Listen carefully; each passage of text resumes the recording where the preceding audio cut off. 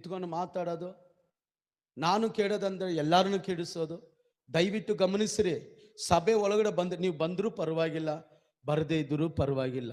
ಯಾಕಂದ್ರೆ ನಿನ್ನ ಕಷ್ಟ ನೋಡಿ ನೋಡಿ ನೋಡಿ ನಾನು ಕೊರಗ್ತಾ ಇದ್ದೀನಿ ಅಷ್ಟೇ ಹೊರತು ಬೇರೆ ಯಾರು ಕೊರಗುತ್ತಾ ಇಲ್ಲ. ಊರವರು ಕೊರಗ್ತಾ ಇಲ್ಲ, ನಿಮ್ಮ ತಾಯಿ ತಂದೆ ಕೊರಗ್ತಾ ಇಲ್ಲ. ನಾನು ಪ್ರತಿದಿನ ನಮ್ಮ ವಿಶ್ವಾಸಿಗಳಿಗಾಗಿ, ಪ್ರತಿಯೊಬ್ಬರಿಗಾಗಿ ಕಣ್ಣೀರಿಟ್ಟು ಪ್ರಾರ್ಥಿಸುವುದರಿಂದ ನಿಮಗೆ ಹೇಳ್ತಾ ಇದ್ದೀನಿ.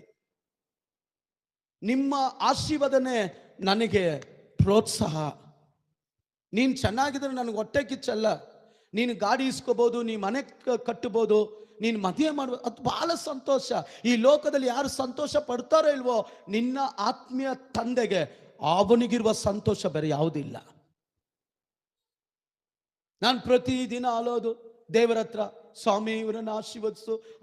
ನೀನು ನೋಡಿದ್ರೆ ಫೋನ್ ಹಿಡ್ಕೊಂಡು ಮಾಡಬಾರ್ದು ಕೆಲಸಗಳೆಲ್ಲ ಮಾಡಿಕೊಂಡು